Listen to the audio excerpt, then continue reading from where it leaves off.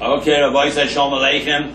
These four parashas, Pinchas, Matos, Masei, Devarim, and number 5, Eicha. We are a little late because now it's Erev Tisha B'Av, July 25th, and we just did a parasha of Pinchas for only 15 minutes because there was a 3 weeks break. We didn't do it, so now we're going to do Pinchas. Now we'll do Matos for 15 minutes, Masei for 15 minutes, Devarim for 15 minutes, and the next one will be Eicha Yom Tisha B'Av for 15 minutes. So we want to be sure that on the record of Torah Anytime, there's every single parasha of the year. Let's now go into the next one, which is after Pinchas is Matos. This year we happen to read it together, Matos and Masei. Matos is about a person making a promise, an Isser, a Shvu'ah. He has to keep his word. You are allowed to create a mitzvah in the Torah. If you say, I swear that I'll never eat bananas again, then if you eat a banana, you know, an Isser D'Oraisa, because you said a Shvu'ah that you created. Now, if it doesn't bother anybody and you can live without bananas, you cannot get a Torah Nedorim. You cannot get a Pesach. But if it bothers another person, like a woman says, I'm never going to go to the mikvah or take a shower or go to the bed, she has to get a Torah Nedorim because there can't be in a marriage like that. Or a man says, I'm never going to go to shul, you have to get a Torah Nedorim, you have to go to shul. So if you make an Isser against a mitzvah, it doesn't count. I'm going to make Isser, I'm never going to drink wine. Also, because on Pesach you have to drink 4 kos. I'm never going to eat matzah. No, it's a mitzvah d'oraisa, you eat matzah. I'm never going to eat maror. I'm never going to put on tefillin. I'm never going to sit in the sukkah. I'm never going to hear the shofar. These are worthless, meaningless. Or I swear I'm going to keep Shabbos. It's worthless. Or I swear I'm going to shake ludo. I swear I'm going to eat matzah. I swear I'm going to put on tefillin. I swear I'm going to eat maror. That's nothing. It's only when you have a choice, like bananas or carrots. I swear I'm never going to eat carrots again. So if it doesn't bother anybody, you can't get a Torah for that. Because you can eat other things. You don't have to eat carrots. You have to have where a Bezdin will see a heter, because if you would have known when you made that shvuah that it might hurt your health and your life, would you have done it? Of course not. So they go retroactively. They are matir neder. Matir neder means they veto it. It's out. So in the Seder, in the beginning of Matos, it talks about a neder, a shvuah, and a dava, and an isser. What's the difference? A neder is a promise to do something, or to give something, or to do something, or to give something.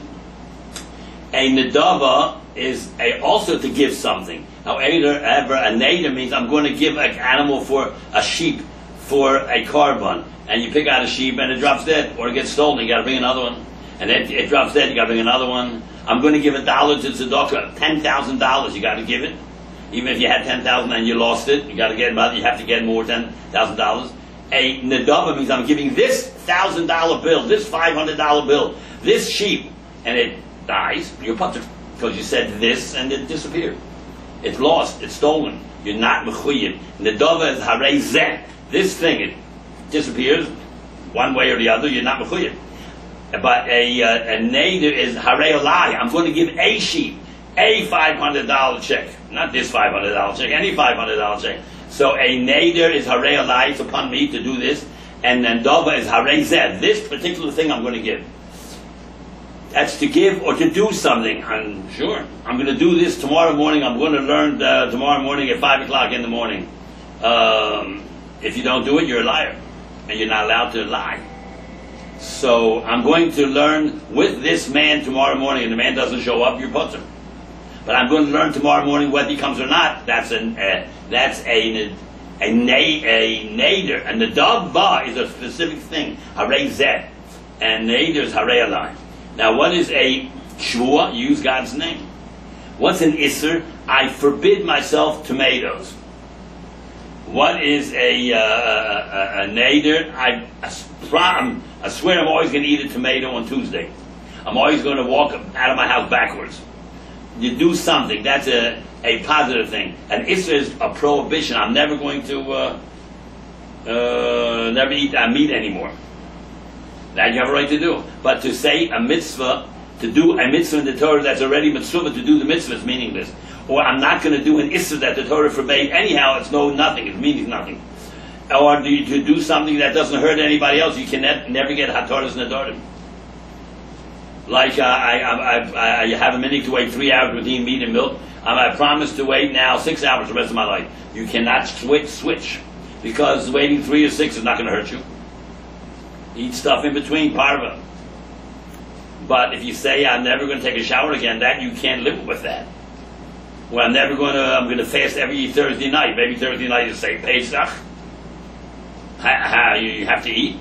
So if you would have known when you made the neder or the nedava or the issur that it would bring hardships upon you and your family, your wife, then you can get hatoras nedarim. But if it doesn't bother anybody but you, and you can carry on your life perfectly good, you have to do it. I'm always going to walk out of my house backwards, so why can't you do that? So there's a thing called a neder, a shvua, a nedava, and an issur. If you go against your words, you're over an issur deoraisa. Lo yachel devaro. You cannot nullify your word. And if you don't keep your word, you're over another aseh. Whatever comes out of your mouth, you have to do. So if you don't do it, you're over a mitzvah aseh, and you're over a lav. Don't go against your words. Now it says lo yachel deburo. Don't make chul and nullify your words. But the Bezdin could. That's not you. The Bezdin can nullify your word, but you can't. Because it says here, the different language here, Lo Yachel, the word, he cannot nullify it, but a Bezdin can. It doesn't say, Lo Yechel, your word is not nullifiable. Yachel, you can. Yechel, they can. Alright.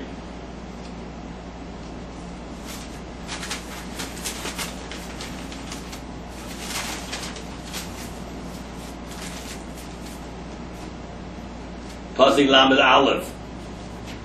Pasuk Kapitel Lamed Aleph. It says here, take revenge against, this is chapter Lamed Aleph, take in the Vidavashim Moshe Limit, Nekom Nikmas, take revenge twice against the Moab and the Midianites, because both of the women came in and corrupted Klal Yisrael, the Zonas. Moab, not yet, you have to wait 300 years, because from Moab I'm going to create Rus. And not Amor. Shlom was one of Shlomo's wives. So that's where David took care of Moab. But David came from Rus, who came from Moab. But Midian you got to get rid of right now. So Nikmas ben Esau, 2 revenges. Then you can go collect yourself into your nation. Means Moshe has to die. Why is Amecha written with the Yud? Ayin Mem Yud Chav. Why? Because that was the 10th time. There are 10 times in the Torah Hashem says Moshe has to die. And Yud refers to that. Then it says, take 1,000 men from a Shevet, 1,000 men from the Shevet, and they took 1,000 men from the Shevet. So did they take 3,000 men per Shevet, or 1,000? So, some say just the Lashon B'nai Adam. That's how you talk. Just be exactly 1,000, no more. Others hold no, there were 3,000 people. 3,000 people from 3,000 people for every shave, 36,000, 12 times 3. One person was the fighter. One person prepared the weapons and sharpened the weapons and prepared the food and took care of his clothes if they got torn. And one person was mispalel for him. So every person was 3 people. So 12,000 means 1,000 per shaving means 3,000 per shaving. And 12 times 3 is 36,000.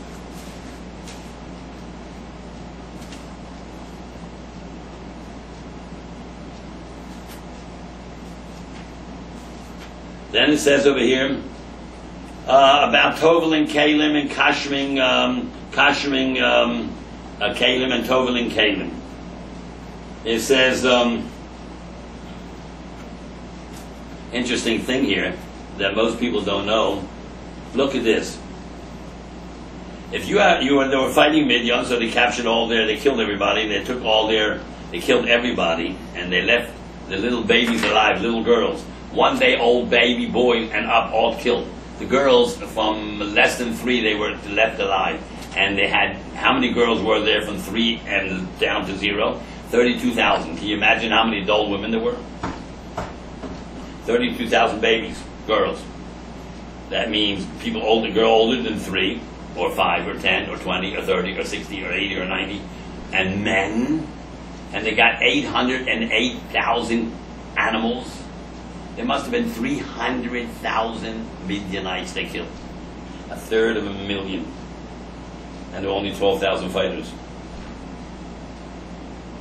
And they came back and they said not one single Jew was killed. And every single one of the Goyim were wiped out. That's miraculous. 300,000 to 12,000 fighters. That's unbelievable. So it says there all the kelim have to be kosher. And then when you have to kasher, you have to tovel them in a mikveh. Why do you have to, after you kasher them with burning hot fire or with hot water, why do you have to tovel them in a mikveh? Because there's 2 things. Removing the isur, that you do by hechsher kelim, either with fire or water. After it's finished, you have to take out the tumah. The fact that the guy who owns it is tumah. If you buy a brand new glasses or dishes from a guy, even though it's never been used, it's tomei. You have to take out the ownership quality of a guy. You have to re-own it by toveling it. Porcelain dishes are made out of clay, and clay don't have to be toveled. But you don't eat on clay, you eat on the glazed clay. And glass you have to tovel. Therefore, all porcelain dishes in China have to be toveled without a bracha, because clay carriers, pottery, you don't have to tovel. You only have to tovel things that can be melted, like glass and metal. But you're not eating on the porcelain or the china, and you're eating on the glass, glazed. Therefore, you have to tovel glass. But the basis is porcelain, and says you tovel without a bracha. And what about disposable aluminum things that you use, that are made for once, but you use it twice or 3 times? Big machlokes. Some people don't tovel it at all because it's made for disposal. The manufacturer made it for one-time use. Therefore, you don't tovel it. Some people tovel it, but some people don't. Now, what happens if a glass, let's say you have a glass bottle, you used to have milk in it, glass bottle, and you want to reuse it again? You have to tovel it, because it was made to be thrown out after one. You want to use it, you have to re-tovel it if you want to own it. At one-time use, you're not buying the bottle, you're buying the milk in the bottle. But now you want the bottle the second time, you want to put orange juice in it, or something else, and you want the keli, you have to own it by toveling it. Now, what about a can of sardines or a can of anything that you cannot get to it until you rip open the top or puncture a hole in it, and then you want to use it again? You don't have to kasher it. You know why? Because you created the keli just now by pulling off the top or punching in the hole. You, the Jew, made the keli. Therefore, it's yours. You coded it by manufacturing the keli. Can't eat the stuff in it without taking off the top. Therefore, you created the keli. Therefore, if a Jew makes a keli, you don't have to kasher it.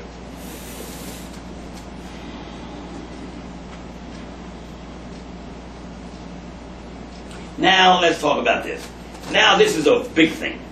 When you kasher kelim, you don't make a bracha. But when you tovel kelim, you make a bracha. Why? Answer: when you remove an isser, you never make a bracha. Taking out shatnez, you don't make a bracha. Taking out the gid anasha, trabering meat, there's no bracha. Taking out the chele from a kosher animal, you don't make a bracha. You never make a bracha by removing an isser. You only make a bracha for doing a mitzvah. Putting up a mezuzah, toveling dishes.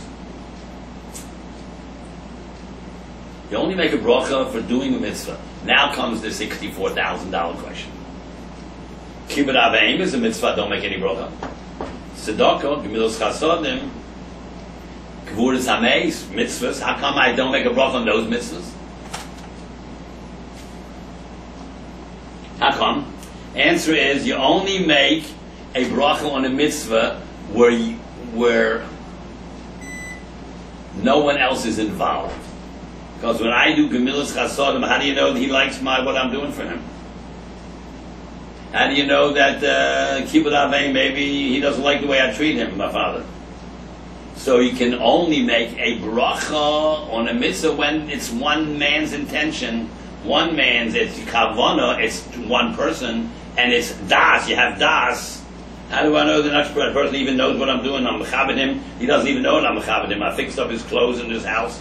You have to have das, and it has to be the person has to be just like you, like one person. Well, when you do a mitzvah for another person, you can't make a bracha. Is that right? You make him bris on a kid, you make a bracha because he has no das. He's like you, one person. What about a marriage? Two people. You make a bracha under the chuppah 2 and then 2 and then 7. Answer is you're one person. You're one person. You and her is one. Therefore you make a bracha. So you're like, in the beginning at least, you're like one person. Therefore you can make a bracha. Because you can only make a bracha when it involves you alone and you have a das. A baby has no das, therefore it's you. You're making the bristle on him, it's like you're making it.